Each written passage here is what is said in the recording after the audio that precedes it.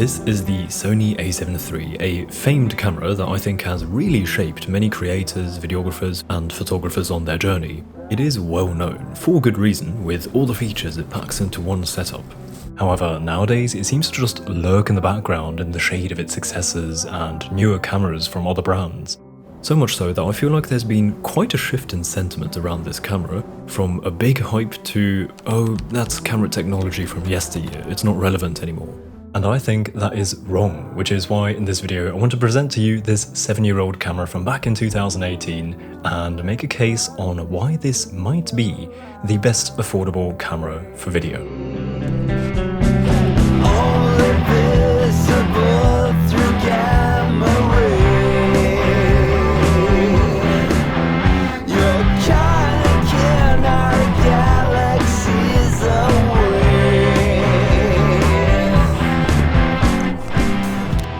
So here's an overview of the topics I'll cover. I'm going to begin with a brief history, followed by telling you what I personally love about this camera, and then continue with the critique that this camera is getting. After that, I'll break down the specific setup I use and how I use it. And lastly, I want to conclude the video by talking about the price and the affordability of the camera. If you want to skip around, I have left timestamps in this video.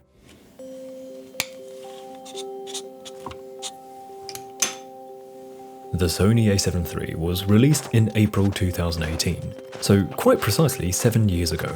I remember that time pretty well because I was about 1.5 years into making YouTube videos and about 1 year into learning photography and videography with the Lumix GX80, my first ever camera. And while I was having a great time with that camera, the video features were just not quite what I wished for, especially the autofocus. And then the Sony a7 III hit the market.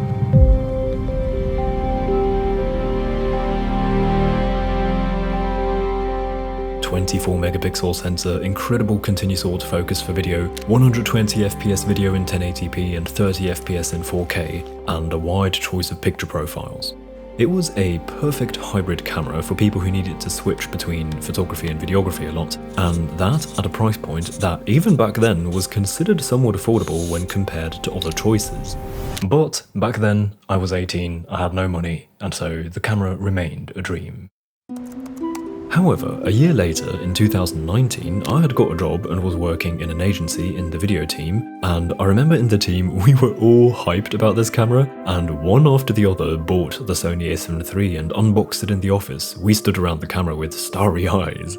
And so, after some saving, I believe I was the last guy on the team, I also bought the a7 III, and let me tell you, it was literally everything I dreamed of.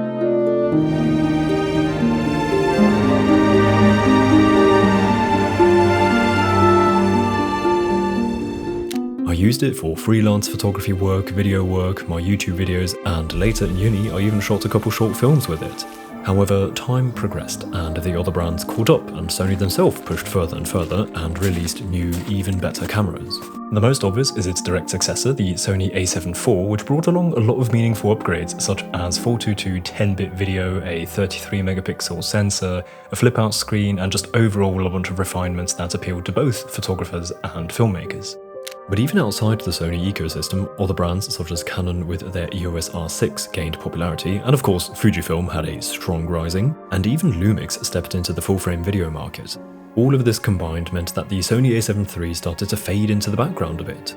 But I've been using this camera to this day, and I think it is absolutely false to call it obsolete, and so let's talk about what I love about it.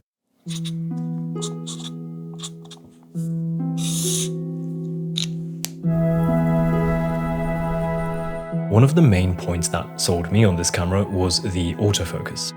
It quickly had a great reputation, and when I was finally able to put it to the test, I was so satisfied. For photography, I'm not that critical anyway, but it's good. However, I was really seeking this upgrade for video.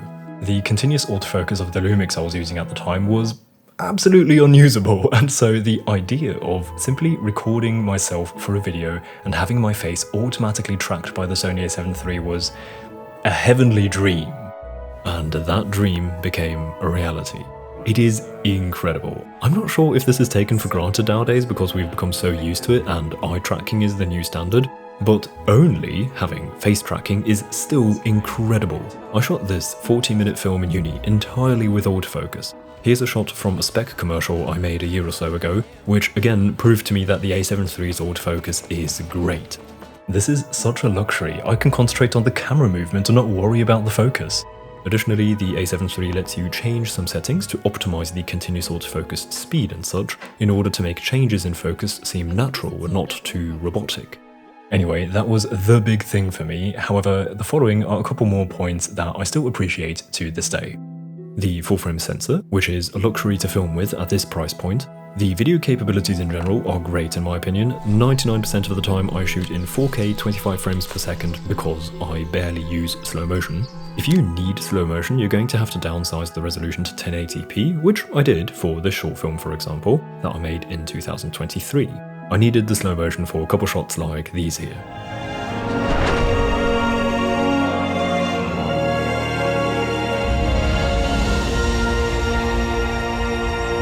Another thing that the A7 III was known for, which I can confirm, is great low-light capabilities.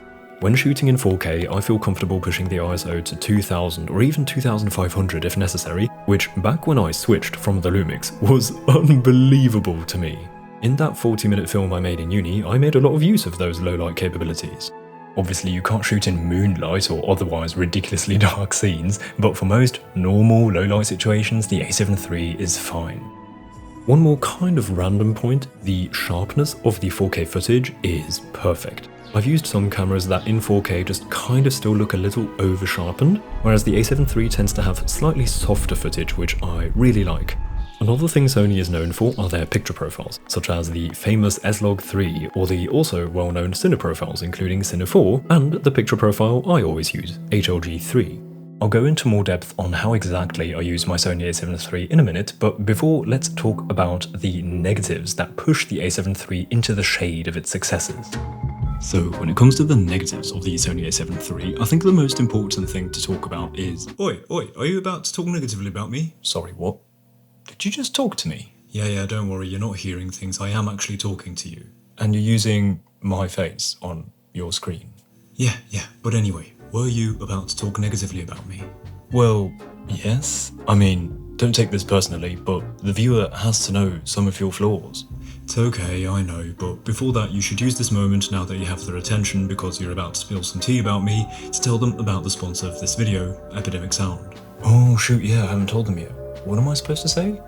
Well, just tell them the truth that you source all of your music for your videos from their platform. Well, I think they already know that Epidemic Sound is like the best soundtracking platform for creators of any kind.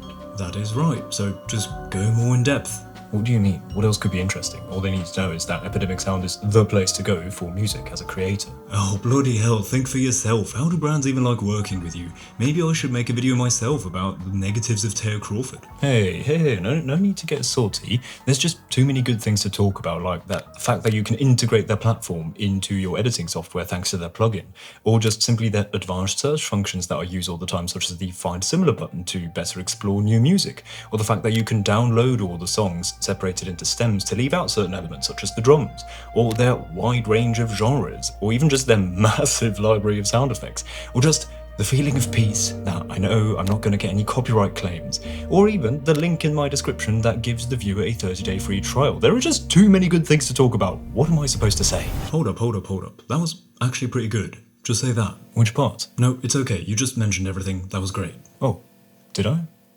Yeah. Maybe you aren't too bad after all. You know what? Let's strike up a deal.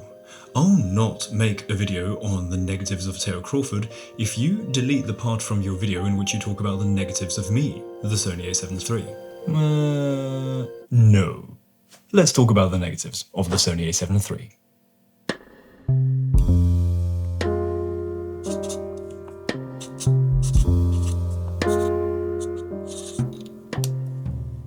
There are many minor things, such as the lack of a flip-out screen, a tricky menu system, the limited touchscreen functionality, or the lackluster resolution of the viewfinder. But none of these are quite as prevalent as the one big no-go that seems to deter a lot of people from the A7 III, and that is the lack of 10-bit video. The A7 IV or even the slightly more casual A7C II, and generally most new cameras nowadays, even the iPhone 15 Pro, can shoot 10-bit 422 video, which gives the editor more flexibility in the color grading process because the video simply contains more color information. The Sony A7 III is behind in this regard, as it can internally only record 8-bit 420 video, which is more fragile in the color grading process. Time for a hot take. I think 10-bit video is overrated. There seems to be so much fuss around 10-bit and it being so much better than 8-bit video, however, I disagree. While it is true that 10-bit video is better and more versatile and stable for color grading, in my personal opinion, 10-bit is a luxury, not a necessity. I've read many comments on my videos of people debating which camera to buy to begin their journey into the world of video, which is very relatable and understandable. It's a massive investment, and so obviously you want to make your choice carefully. However, I often see people being worried about the A7 III being no good because 8-bit video just isn't good enough, and so they're forced to pay the higher price for the newer cameras that are capable of 10-bit video. And I simply think that this is wrong. I've been using the A7 III for 6 years, and not once have I thought to myself, oh, if only I had a 10-bit camera, then this shot would look good. If the shot looked bad, it was mostly because of bad lighting conditions or bad usage of lighting. And this, I think, is the main point I want to get across in this video. If there's just one thing that you take away from this video, I would like it to be that the 8-bit video of the Sony A7 III is not a limitation worth worrying about. The camera is still absolutely capable of shooting incredible footage.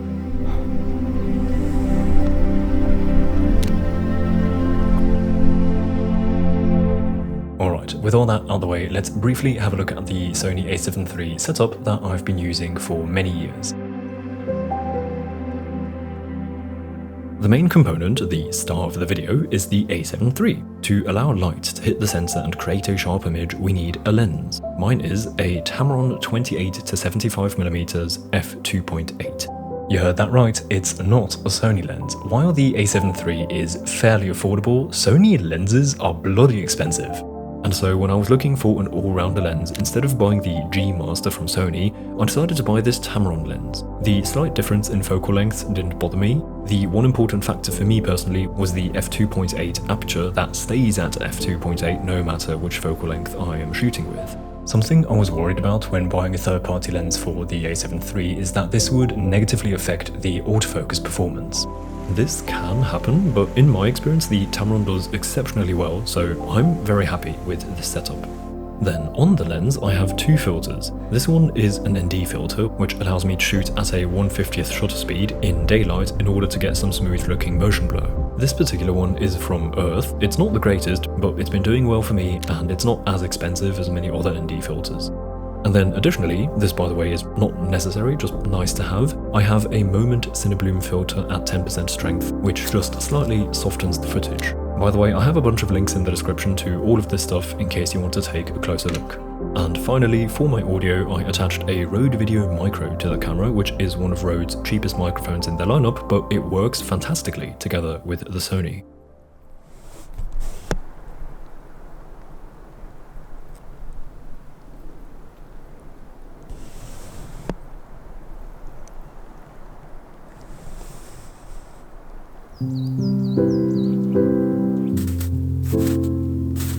And then when it comes to how I use this setup, there are just a couple things worth mentioning.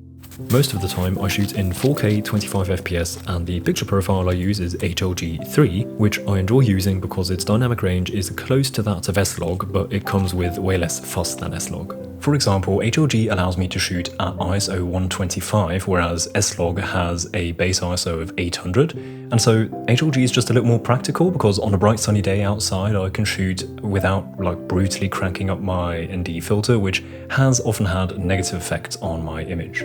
And the color grading of this footage is very pleasant, so I've just run with it. By the way, in case you want a more in-depth look into the exact settings I use on my camera or color grading tutorials for the footage from this camera, you can find a bunch of stuff on my Patreon. In case you're interested, there's a link in the description.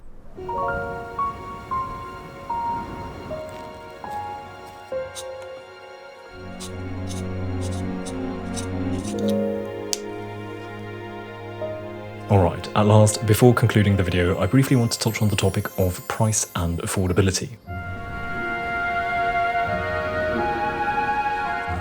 This is part of the reason why I wanted to make this video in the first place, because the lack of 10-bit video and the fact that the A7 III was released 7 years ago seems to deter many aspiring creators from choosing the A7 III, who instead are looking to further financially burden themselves by buying a newer camera for those newer features, which I personally just think is not really necessary. Here in Austria, the A7 III currently appears to cost around €1,400, and on MPB in the American market I've found it second-hand for just above $1,000 USD. So considering the incredible capabilities of this camera, and that it is a fantastic choice for aspiring professionals, I think the A7 III is a pretty decent choice if you're on a tight budget and looking for something that is more on the affordable side. If you have a couple extra $100, you can get 10-bit and other modern features by buying a used A7C II, for example, which, however, just for transparency, I've never used, but I'm pretty sure it's great.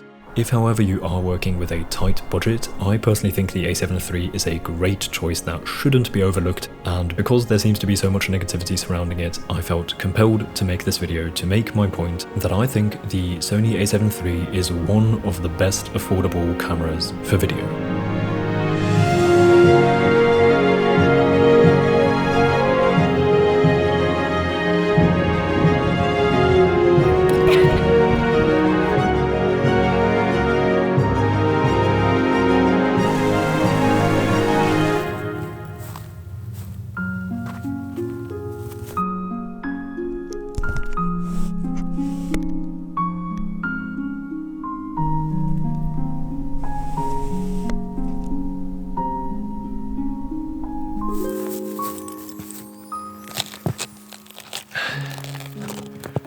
Alright, that's it for this week. I hope if you are a aspiring filmmaker, videographer, or creator of any kind, that this was of any value to you. And yeah, that's it. Sun has dipped. I need to head home. I need to hike down this mountain now before it gets dark. Before saying goodbye, I would like to say a massive thank you to the lovely people supporting me and my work on Patreon. Thank you so much to each one of you. As said, if you're looking for Lightroom presets, tutorials and stuff like that, you can check out my page via the link in the description. Also, I have a print shop, by the way, in case that is of interest to you, also in the description. With that said, I hope to see you again soon. Until then, goodbye.